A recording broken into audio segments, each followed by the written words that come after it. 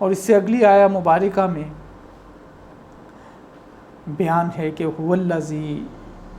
یصلی علیکم وملائکتہ لیخرجکم من الظلمات الی النور۔ اس آیہ مبارکہ کے دو حصے ہیں۔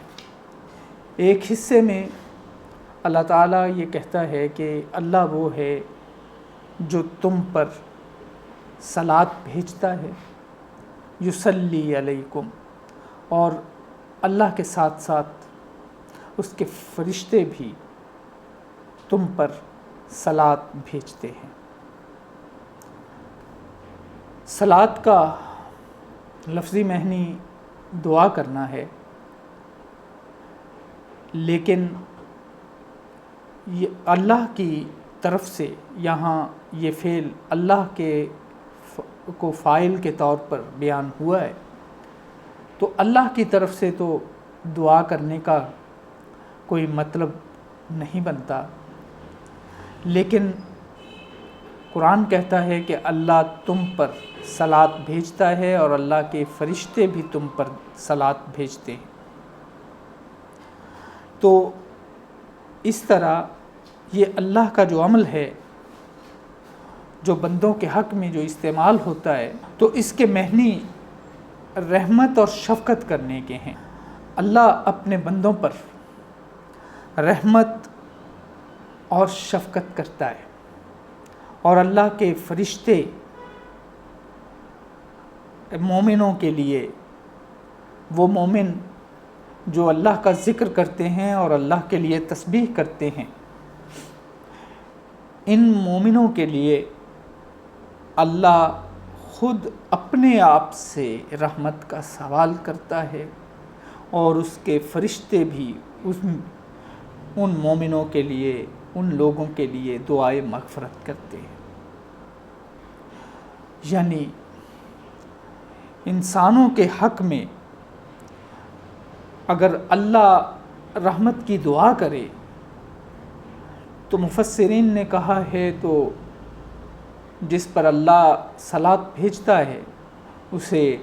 نامور کر دیتا ہے، اسے اس درجے پر پہنچا دیتا ہے کہ خلق خدا اس کی تعریف کرنے لگ جاتی، اور اس کو خلق خدا بھی دعا دینے لگ جاتی ہے۔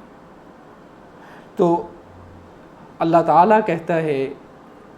کہ وہ جو ذکر کرتے ہیں، یعنی قرآن کے اعمال کو بار بار دہراتے ہیں، اور وہ جو اللہ کی پاکیزگی بیان کرنے کے ساتھ ساتھ اس کی صفات کو بھی اپنے میں حاضر کر لیتے ہیں، اللہ ان کے لیے خود ان کی رحمت کی دعا کرتا ہے اور ان پر دنیا میں ان کا چرچا کر دیتا ہے، اور اس کے فرشتے بھی ایسے ہی بندوں کے لیے دعا کرتے ہیں۔ اس آیہ مبارکہ کا دوسرا حصہ یہ ہے کہ یہ دعا جو لفظ یصلی کا استعمال ہوا ہے، اس سے آگے اس آیت کے دوسرے حصے میں اس کی مزید وضاحت ہو جاتی ہے کہ دعا کرنے کا مقصد کیا ہے۔ لیخرجکم من الظلمات الی النور، جس پر اللہ رحمت کرتا ہے، جس پر اللہ دعا کرتا ہے، جس کو اللہ کے فرشتے جس کے لیے مغفرت چاہتے ہیں،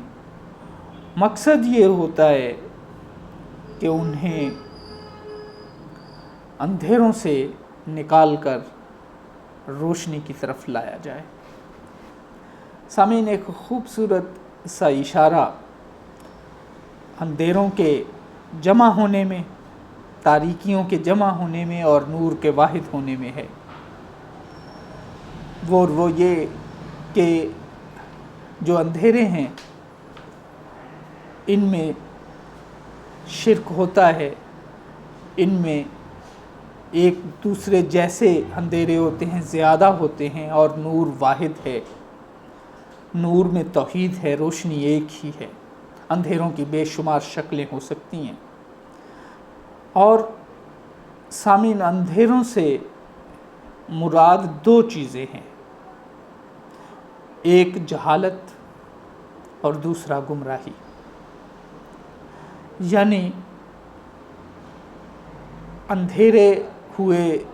جہالت اور گمراہی، تو اس کے مقابلہ میں نور سے مراد ہوا روشنی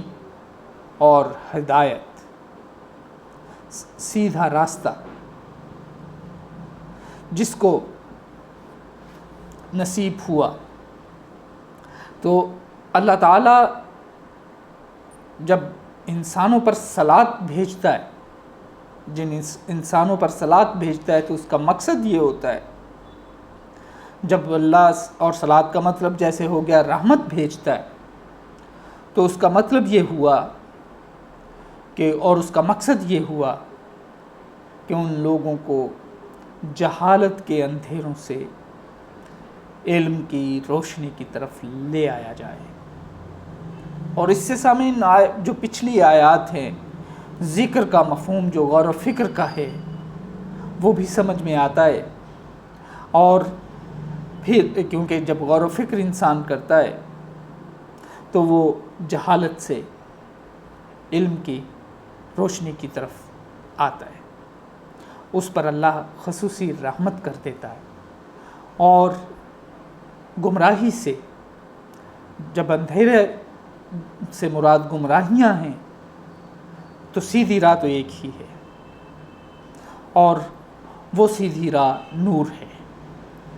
اور صراط مستقیم ہے۔ تو گمراہی سے اگر ہدایت کی طرف جانا ہے تو یہ اللہ نے رحمت کی ہے اپنے ان بندوں پر جو اس کا ذکر کثیر کرتے ہیں اور تسبیح کرتے ہیں دن اور رات۔